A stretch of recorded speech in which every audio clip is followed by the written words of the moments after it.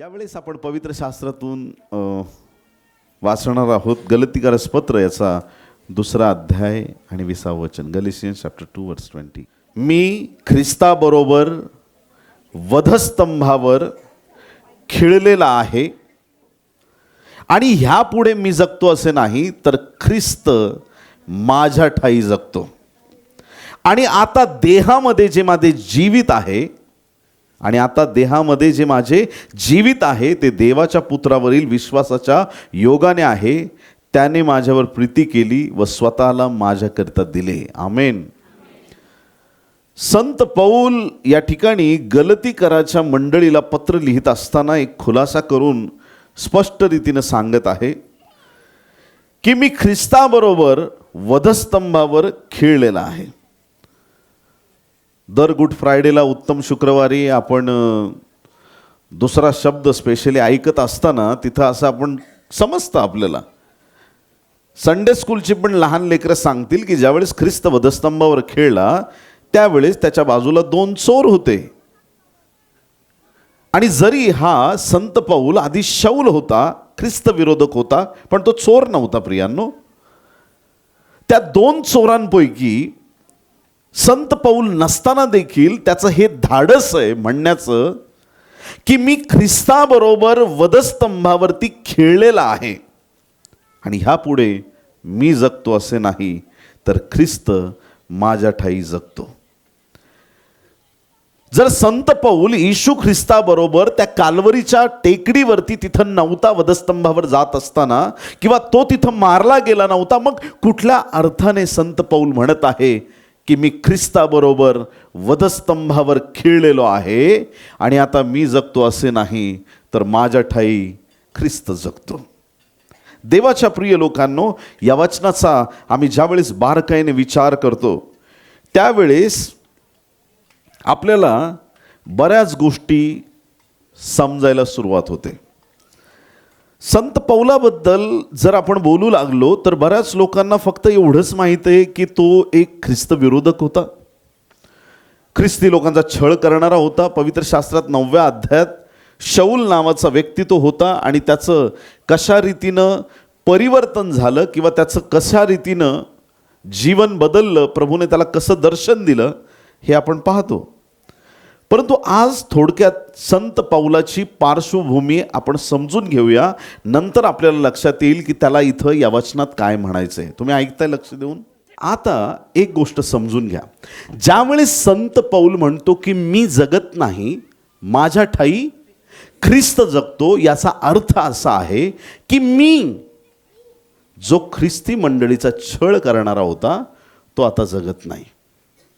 मी जो जुन्या आदामाच्या स्वभावाचा होता तो मी जगत नाही.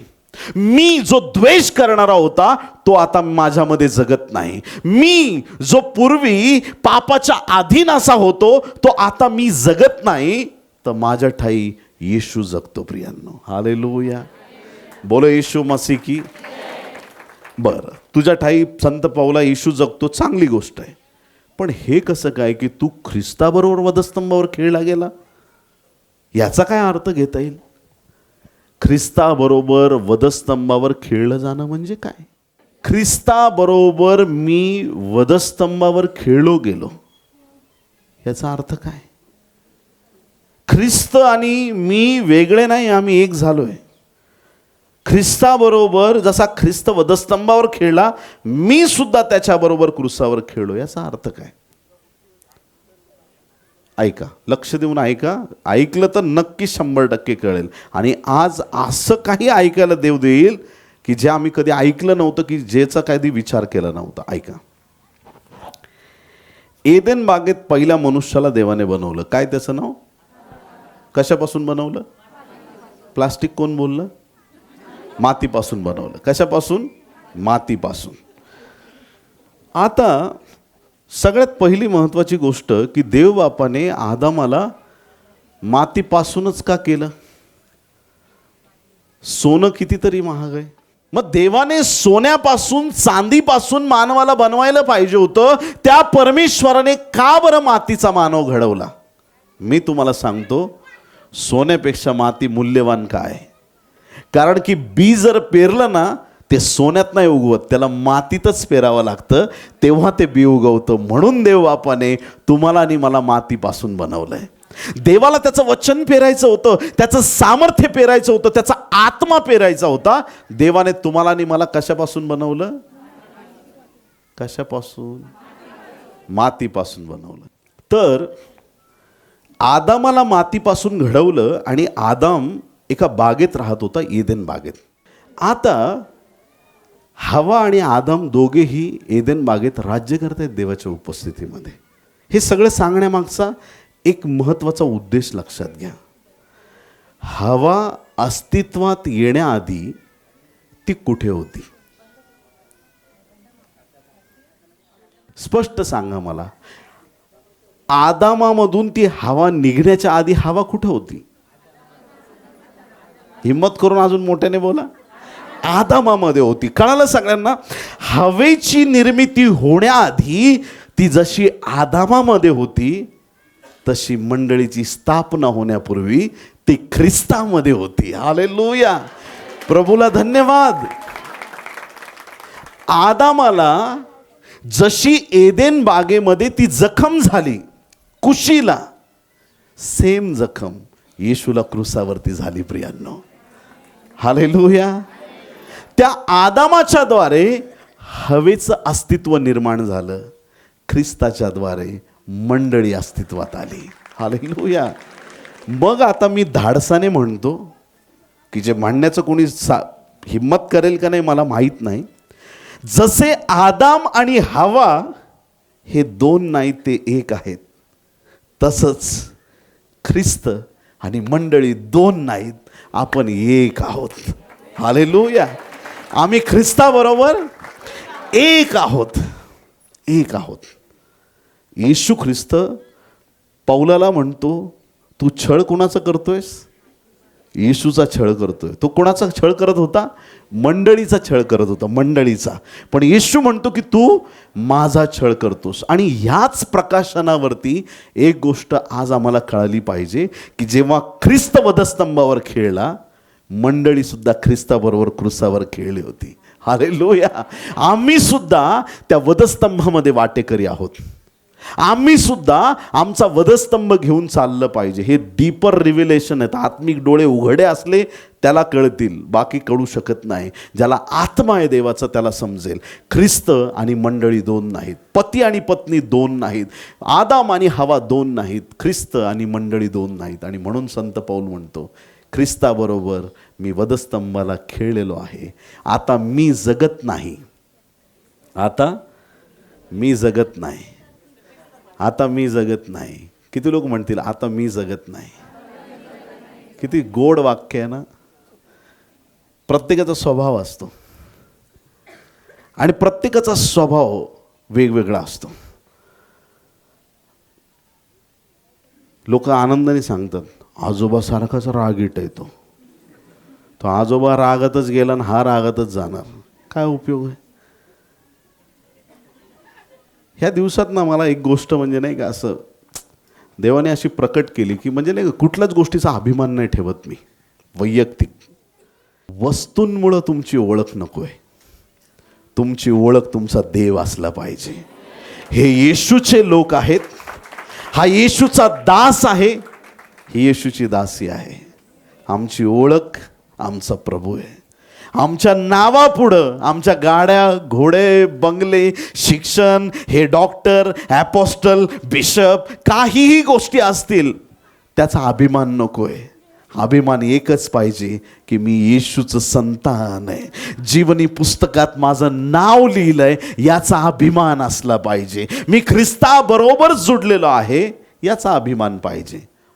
देवाच्या प्रिय लोकांनो, आज नंतर आमचा एक अभिमानाचा विषय असला पाहिजे, तो म्हणजे ख्रिस्ताचा वधस्तंभ. आमच्या जीवनाला येशूचं नाव जोडलेलं असणं हे आमच्यासाठी एक फार मोठं आशीर्वादाचं कारण आहे. संत पौल म्हणतो की आता मी जगत नाही, तर माझ्या ठाई ख्रिस्त जगतो. मी जगत नाही. तो मीपणा जुना स्वभावाला दर्शवतो, मीपणा आदामाला दर्शवतो. जोपर्यंत आमच्यातला आदाम मरत नाही, आज्ञा मोडणारा आदाम, घमंड करणारा आदाम, जोपर्यंत आमचा जुना स्वभाव जात नाही तोपर्यंत आम्हाला येशूचा खरा स्वभाव मिळू शकत नाही. आज ते जुनं पण सोडायचं प्रियांनो, की आम्हाला काही करून येशूपर्यंत पोहोचायचं आहे. येशूपर्यंत पोहोचल्यावर काय, ख्रिस्ताला परिधान करायचं आहे. आमच्या बोलण्या वागण्यात प्रत्येक गोष्टीत येशू झळकला पाहिजे प्रियांनो. आमच्या जीवनातून ख्रिस्त झळकला पाहिजे. जुनाट गोष्टींचा त्याग केला पाहिजे. जुन्या गोष्टी ज्या आमच्या देवाला आवडत नाहीत त्या गोष्टी आमच्या जीवनातून आम्ही काढून टाकल्या पाहिजेत. किती लोक आमेन म्हणणार आहेत? आज आम्हाला पश्चातापाची गरज आहे. प्रभू मला सांग तुला काय नाही आवडत. मग ती गोष्ट तुम्हाला किती आवडणारी असो ती गोष्ट सोडायला तयार व्हा. आमेन. तुमची कितीही प्रिय गोष्ट असो पण जर ती देवाला आवडत नसेल तर ती गोष्ट प्रभूसाठी टाकून द्यायला तयार व्हा. कितीतरी लोक लांबलचक संदेश देऊ शकतात, मोठमोठ्या प्रार्थना करू शकतात, पण जीवनातलं पाप सोडायला तयार नाही.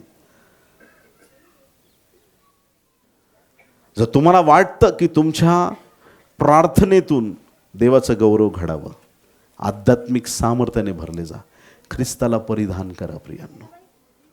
योहान 14वा अध्याय आणि 20वा वचन बायबल सांगतं, जॉन चॅप्टर 14 वर्स 20, त्या दिवशी तुम्हाला समजेल की मी आपल्या पित्यामध्ये आहे व तुम्ही माझ्यामध्ये व मी तुमच्यामध्ये आहे.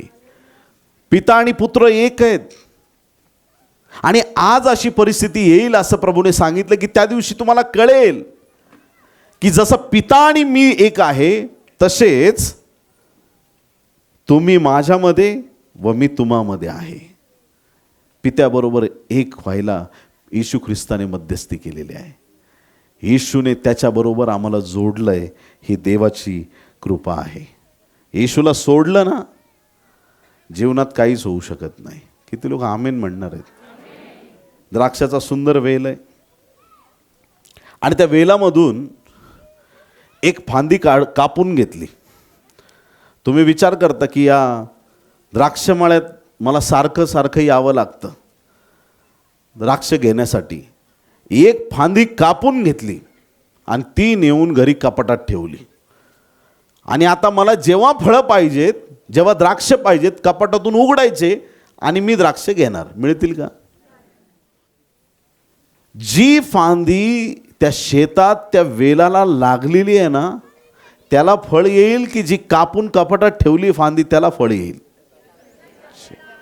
असंच आहे. प्रभूने स्पष्ट त्याच्या वचनामधून सांगितलं. योहान 15:4 मध्ये, तुम्ही माझ्यामध्ये राहा आणि मी तुमच्यामध्ये राहीन. जसे फाटा वेलात राहिल्या वाचून त्याला आपल्या आपण फळ देता येत नाही तसे माझ्यामध्ये राहिल्या वाचून तुम्हालाही देता येणार नाही. येशूमध्ये राहिलं तरच फळ देता येईल. ख्रिस्तामध्ये राहिलं तरच आशीर्वाद आहेत. येशूला सोडलं म्हणजे जीवनातले आशीर्वाद गेले. जीवनामधून सगळ्या अडचणी गेल्या. जीवनामधून म्हणजे सगळ्या गोष्टी ज्या गुरफटून जाण्यासारख्या आहेत त्याच्यामध्ये तुम्ही अडकून जाल प्रियांनो. कळतंय तुम्हाला? ख्रिस्ताला सोडणं म्हणजे जीवनातल्या अडचणी वाढवणं आहे. ती फांदी जी तोडली आहे, वेगळी केलेली आहे, ती फांदी वाळून जाते. तसं कितीतरी लोकांना स्पिरिच्युअल ड्रायनेस येतो. प्रार्थनेत त्यांना कमजोर वाटतं. देवाबरोबर जुडलं असलं पाहिजे, निरंतर प्रभूच्या सानिध्यात असलं पाहिजे. म्हणून संत पौल म्हणतो की आता मी जगत नाही, माझ्या ठाई ख्रिस्त जगतो. योहान 17:21 मध्ये बायबल सांगतं, योहान 17:21, यासाठी की त्या सर्वांनी एक व्हावे, हे माझ्या पित्या, जसा तू माझ्यामध्ये व मी तुझ्यामध्ये तसे त्यांनीही तुझ्या माझ्यामध्ये एक व्हावे, कारण तू मला पाठवलेस असा विश्वास जगाने धरावा. तसा पिता आणि पुत्र एक आहेत तसं मंडळीने त्या ख्रिस्ताबरोबर नेहमी जुडलेलं असावं. बऱ्याचशा ठिकाणी लोक प्रार्थना करतात आणि ना प्रार्थना करत असताना भरपूर प्रार्थना करतील आणि शेवटी काय म्हणतील, ही प्रार्थना तुझ्याच नावात मागतो. अरे तुझ्याच म्हणजे कोणाच्या? देवाच्या प्रिय लोकांनो, या ठिकाणी बायबल सांगतं की आम्ही ख्रिस्ताशी जुडलं गेलं पाहिजे. प्रत्येक प्रार्थना करत असताना तुझ्याच नावाने नाही, येशू ख्रिस्ताच्या नावाने. कशी प्रार्थना असावी? पवित्र आत्म्याच्या प्रेरणेने येशू ख्रिस्ताच्या नावात पित्याकडं प्रार्थना असावी. हा ट्रॅक कधीच चुकवायचा नाही. जे लोक ह्या ट्रॅकने प्रार्थना करतात त्यांच्या प्रार्थनेचं उत्तर मिळतं प्रियांनो. जसा पिता आणि पुत्र एक आहे तसे हे दिवस आहेत. मंडळीने समजून घ्यावं की ख्रिस्तामध्ये आम्हाला एक केलेलं आहे. आपण सगळे मंडळी एक आहोत. आमेन. माझे डोळे दिसत आहेत का? याचा अर्थ मला डोळे. माझं नाक दिसतंय का? याचा अर्थ मला नाक. माझा हात दिसतोय का? याचा अर्थ मला हात. माझे ओठ दिसत आहेत? याचा अर्थ मला ओठ आहेत. माझं हृदय दिसतंय का तुम्हाला? म्हणजे याचा अर्थ मला हृदय. माझे डोळे दिसत आहेत तुम्हाला म्हणून तुम्ही म्हणतात पास्टरना डोळे आहेत. माझं नाक दिसतंय म्हणून तुम्ही म्हणता नाक आहे. तुम्हाला हृदय, माझं मेंदू दिसत नाही. जरी ते दिसत नसले तरी ते फार महत्त्वाचे आहेत. तसंच जे लोक समोर येतात सगळ्यांना दिसतात ना ते महत्त्वाचे आहेत. पण काही लोक या गर्दीत खाली बसलेले असतील जे कोणालाच पुढं दिसणार नाहीत पण ते महत्त्वाचे आहेत. मंडळीचा प्रत्येक सदस्य मंडळीमध्ये महत्त्वाचा आहे. हृदय दिसत नाही म्हणून ते महत्त्वाचं नाही या विचारांमधून बाहेर या. मी चर्चला नाही गेलं तर काय फरक पडतोय? पडतो. कोणाला पडत नसला तरी तुझ्या देवाला पडतो. आणि तू माणसासाठी चर्चला येत असलास तर येऊ नकोस. तू येतोय चर्चला तुझ्या देवासाठी. तुला यावंच लागणार आहे. हालेलुया. बोलो येशू मसीह की. इकडं उभे राहा नाही ते इकडं बसा, नाही तर पाठीमागं कोपऱ्यात जाऊन बसा. प्रत्येक व्यक्ती देवाच्या राज्यात महत्त्वाचा आहे. प्रत्येक व्यक्ती. असे लहान लहान लेकरं येतात ना कधी भेटायला मला, बोलायला, त्यावेळेस मी त्यांना आवाजावं घालून बोलतो. 15-20 वर्षाचे तरुण लेकरं वर्शिप केली, एकालाही मी आरेकारे बोलणार नाही यांच्यातल्या. हे इथं तुम्हाला दाखवण्यासाठी नाही. माझ्या मंडळीत मी जिथं आहे ना तिथं आलो तिथं पण मी सन्मानानेच बोलतो. कारण माहिती का तुम्हाला? माहीत नाही ही लेकरं उद्या जाऊन कितीतरी मोठे सेवक बनतील. आज मी माझ्या लेकरांचा सन्मान केला, त्यांना प्रेम दिलं ना, ते आयुष्यभर लक्षात ठेवीत. त्यांना नेहमी लक्षात राहील की आम्ही काही नसताना या दासाने आमच्यावर प्रेम केलंय. आपण असं तर करत नाही ना. डोळे दिसतात म्हणून त्यांचा खूप लाड करायचं. हृदय जाऊ दे, मरू दे तिकडं. आपल्याला काय करायचं? आतमध्ये आपल्या सगळ्या शरीराची जशी आपण काळजी घेतो तसं मंडळीची आम्ही काळजी घेणं गरजेचं आहे. आमेन.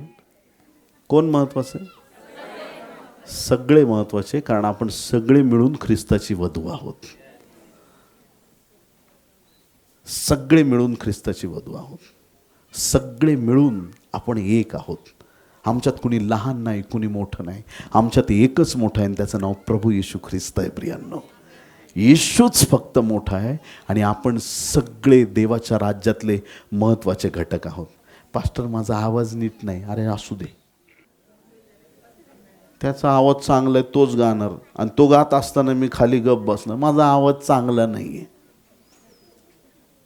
ऐकतं तुम्ही सर? ख्रिस्ताची वधू आपण आहोत. आपण सर्वजण मिळून ख्रिस्ताची वधू आहोत. ख्रिस्ताची वधू त्याला साजेल, त्याला शोभेल अशी असावी.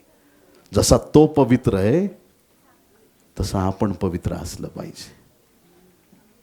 असं म्हणता येईल का माझं फक्त डोकं पवित्र आहे आणि शरीर अपवित्र आहे? असं म्हणता येईल? मस्तक आहे त्याचंच तर शरीर आहे. मग जसा तो पवित्र आहे तशी मंडळी पवित्र असायला पाहिजे. जसा तो सामर्थ्यवान आहे मंडळी सामर्थ्यवान असायला पाहिजे. म्हणून इथून पुढं आमच्यामध्ये आदाम जगतो असं नाही, आमचा जुना स्वभाव जगतो असं नाही, तर आमच्या ठाई येशू जगला पाहिजे. आमच्या जीवनातून ख्रिस्ताची झलक जगाला दिसली पाहिजे. ज्यावेळेस ते आम्हाला भेटतील, आमच्याशी बोलतील, आमच्या बोलण्यातून, आमच्या पाहण्यातून, आमच्या स्पर्शातून प्रत्येक गोष्टीत त्यांना येशू दिसला पाहिजे. कारण आम्ही जगत नाही, आमच्या ठाई ख्रिस्त जगतो. देवाच्या प्रिय लोकांनो, या ठिकाणी बायबल सांगतं योहान 17:22 मध्ये, तू जे गौरव मला दिले आहे तो मी त्यांना दिला आहे. यासाठी की जसे आपण एक आहोत तसे त्यांनीही एक व्हावे. इफिस 5:31 मध्ये, म्हणून पुरुष आपल्या आईबापांना सोडून आपल्या पत्नीला जडून राहील आणि ती उभयता एक देह होतील. जसं देवाच्या प्रिय लोकांनो, ख्रिस्ताबरोबर आम्ही जुडलेलो आहोत. मग 1 योहान 5:4 प्रमाणे देवाने आम्हाला त्याच्या सामर्थ्यात नव्याने जन्म दिलेला आहे. आपण देवापासून जन्मलेले आहोत.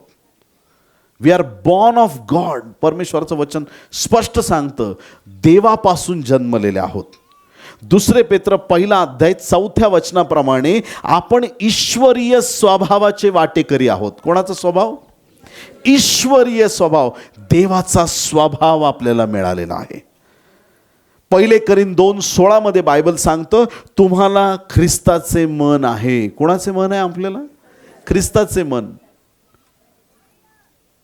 ते मन संकुचित नाहीये, मोठं मन आहे. ते दया प्रेम करणारं मन आहे. ख्रिस्ताचं मन आहे, ईश्वरीय स्वभाव आहे. देवापासून जन्मलेले असे आपण आहोत. रोम 8:37 मध्ये तुम्हाला आणि मला महाविजेते म्हटलेलं आहे. कशामुळे? कारण ख्रिस्त आमच्यात जगतो म्हणून. हालेलुया. जर ख्रिस्त आमच्या ठाई जगतो तर तो फक्त रविवारी जगू देऊ नका. संडे टू संडे आम्हाला धार्मिक नाही व्हायचंय. 1 योहान 4:4, 1 जॉन चॅप्टर 4 वर्स 4, 1 योहान 4:4, मुलांनो तुम्ही देवाचे आहात आणि त्यांच्यावर तुम्ही जय मिळवला आहे, कारण जगात जो आहे त्याच्यापेक्षा तुमच्यात जो आहे तो मोठा आहे. जगात फिरणारा त्या सैतानापेक्षा तुमच्यात जो देव त्याची वस्ती होते, ख्रिस्त तुम्हामध्ये गौरवाची आशा आहे, तो प्रभू तुमच्या ठाई फार सामर्थ्यवान आहे. म्हणून त्या प्रभूवरती विश्वास ठेवा. देवाच्या प्रिय लोकांनो, आज प्रभूकडे याचना करा. आज देवाकडे विनंती करा की माझ्या जीवनातून येशू जगाला दिसला पाहिजे. आमेन. फक्त एखाद्या विशेष कार्यक्रमासाठी नाही, फक्त ईस्टर संडे आला किंवा गुड फ्रायडेमुळं किंवा फक्त नाताळ आलाय म्हणून आम्ही धार्मिक नसावं. रोज आमच्यातून येशू जगाला दिसला पाहिजे. रोज. एकदा ना काय झालं ना की एका गावामध्ये ना एक नाटक होतं, ड्रामा. आणि त्या नाटकात ना एका व्यक्तीने सैतानाचा रोल केलेला. कशाचा रोल? सैतानाचा रोल केला. आणि सैतानाचा रोल केल्यानंतर त्यांनी काय केलं की घरीच पूर्ण मेकअप केला, कारण नाट्यगृह फार जवळ होतं घरापासून. म्हटलं तिथं बाकीच्यांची तयारी असेल, मी जाऊन तिथं कशाला हे करत, मी घरीच तयारी करतो आणि मग जाऊन तिथं उभा राहतो. घरी त्याने पूर्ण तयारी केली, पूर्ण शिंग बिंग दात एकदम पूर्ण सैतानाचा पेहराव, कपडे बिपडे एकदम फुल तयार झाला. आणि मग तो निघाला नाट्यगृहाकडे जायला. आणि जसा नाट्यगृहाकडे निघाला पावसाची भुरभुर सुरू झाली. मग आता कलर बिलर मारला, एवढं डेकोरेशन केलंय, खराब नको व्हायला, कुठंतरी जायला पाहिजे. त्याला काही सूचना कुठं जाऊ. समोर त्याला चर्च दिसलं.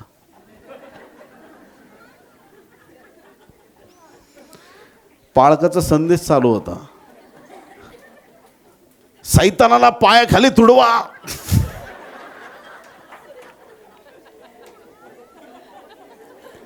हा मागून येऊन मागं उभं राहिला, फक्त आडोशाला नको बाबा भिजायला. पाळकांनी बघितलं, जास्त बोललो का आज बी, आलाच शेवटी. असा मागं बघत बघत बघत पाळक मागच्या दरवाजातून निघून गेला. आता मंडळीला कळे ना की नेमकं झालंय काय. पाळक साहेब मागे बघत का गेले. सगळ्यांनी मागं वळून बघायला सुरुवात केली. काय झालं? आला म्हणे. आला आला याच्याबद्दलच बोलत होते. आला, उठा लवकर. कुणी खिडक्यांमधून, कुणी दरवाजातून, जिथून मिळन तिथून सगळ्या चर्चनी पलायन केलं. पण एक आजीबाई एवढी स्ट्रॉंग एकाच जागेवर बसली.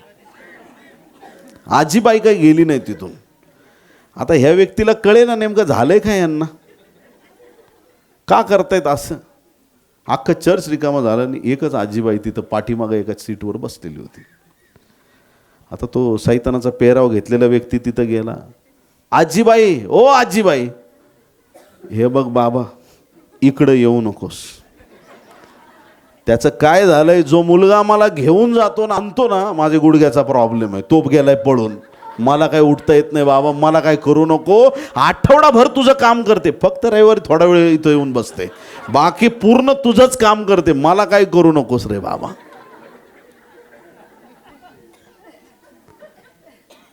बरेच लोक फक्त रविवारसाठी धार्मिक बनतात, त्या 2 तासासाठी.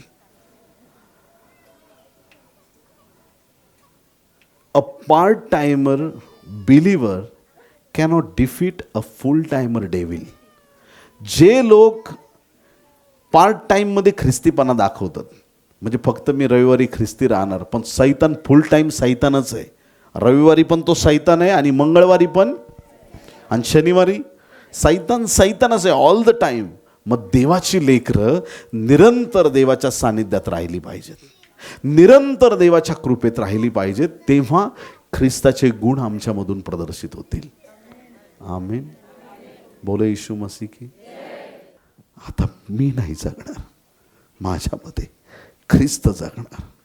आज नंतर हे लाईफ तुला देऊन टाकतो प्रभू. आज नंतर या महाराष्ट्राच्या भूमीवरती एक असा सेवक म्हणून मला उभं कर की ज्यावेळेस लोक माझ्याकडे पाहतील त्यांना माझ्या जीवनात फक्त येशूच दिसला पाहिजे, बाकी काही दिसू देऊ नको. स्वतःला शून्य करून टाकलं प्रभू समोर, समर्पित झालो देवाकडं. ज्याला जीवनच देवाने दिलंय त्याला मरणाची भीती राहत नाही. ऐकताय तुम्ही चर्च?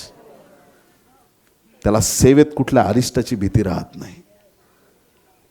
जसं एखाद्या बाळाची कशी काळजी घेतो आपण, छोट्या बाळाची, तसा माझा देव रोज माझी काळजी घेतो. मला कशाचीच तो कमी पडू देत नाही. पाळक म्हटलं की लोक रडगाणं सांगतात, माझ्याकडे हे नाही, माझ्याकडे ते नाही, माझं असं, माझं तसं. माझ्या जीवनातून मी तुम्हाला सांगतो, माझा प्रभू मला कशाचीच कमी पडू देत नाही आणि मी पण त्याचं काम करताना कशाचीच कसर सोडत नाही. तो रोज रोज माझ्यावरती दया करतो. जो देव माझा आहे तो देव तुमचा आहे प्रियांनो. हालेलुया. आता मी जगत नाही, माझ्या ठाई ख्रिस्त जगतो. हालेलुया. काय तुम्ही विश्वासाने आज म्हणाल का, मी जगत नाही, माझ्या ठाई ख्रिस्त जगतो, माझ्या ठाई ख्रिस्त जगतो, माझ्या ठाई ख्रिस्त जगतो. आता ख्रिस्त जगतो म्हणजे नक्की काय? अजून 1 मिनिटं घेऊन मी प्रार्थना करणार आहे. ख्रिस्त माझ्या ठाई जगणं म्हणजे काय? योहान 4:24, देव आत्मा आहे. देव काय आहे? देव शरीर नाही आहे. देव काय आहे? देव आत्मा आहे. देव आत्मा आहे, शरीर आपल्याकडे आहे. ह्या शरीराला त्या आत्म्याची गरज आहे आणि त्या आत्म्याला या शरीराची गरज आहे. पवित्र पवित्र परमपवित्र थोर सनातन आमच्या जिवंत देवा, आज प्रभू लीन दिन अंतकरणाने आम्ही तुझ्या चरणाशी येतो. तुला हाक मारत आहोत पित्या. आमची हाक धुपाप्रमाणे तुझ पुढं सादर होऊ दे. आमचं बोलणं तुझ्या कानापर्यंत पोहोचत आहे प्रभू, तुला धन्यवाद. आमच्यातला मीपणा, आमच्यातला गर्व, आमचा जुना स्वभाव, आमचं जुनं मन, आमचे जुने विचार, आमच्या जुनाट वृत्तींना, आमच्यातल्या जुन्या आदमाला आज पूर्णपणे प्रभू तू काढून टाक, त्याला नष्ट कर. आणि हे ख्रिस्त आज आम्ही तुला परिधान करावं अशी दया कर. जसा संत पौल म्हणतो की मी जगत नाही तर ख्रिस्त माझ्या ठाई जगतो, हे धाडस आमच्यातील प्रत्येकाला दे. आज आमची प्रार्थना धुपाप्रमाणे तुझ समोर सादर झाली आहे, तुला आम्ही धन्यवाद देतो. आज नंतर प्रभू जगातील गोष्टींमुळे आम्हाला प्रचलित होऊ देऊ नकोस. आमची ओळख हीच असू दे की हे देवाची लेकरं आहेत. आमची हीच ओळख असू दे की हे सुवार्ता प्रसार करणारे लोक आहेत. आमची ओळख हीच असू दे की हे येशूचे लोक आहेत. दया कर प्रभू, तुझी कृपा कर. तार्शिसच्या त्या शाऊलाला निवडलंस प्रभू आणि अद्भुत काम करून घेतलंस. योग्यतेचा नसताना देखील त्याचा वापर केलास प्रभू. आज आम्ही देखील तुझ पुढे येत असताना अयोग्य आणि अपात्र आहोत प्रभू, पण येशू तुझ्या रक्ताने धुवून शुद्ध कर आणि प्रभू प्रत्येकाला तुझ्या पवित्र आत्म्याने तू भर आणि प्रत्येकाला आज नंतर धाडस दे हे म्हणण्याचं की मी जगत नाही तर माझ्या ठाई ख्रिस्त जगतो. धन्यवाद प्रभू, आमची प्रार्थना आज तू जमेस धरलीस. येथून पुढचा सगळा वेळ समय तुझ्या हाती घे प्रभू.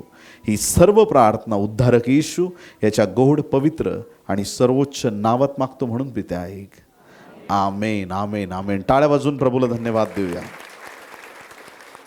बोले येशू मसीह की.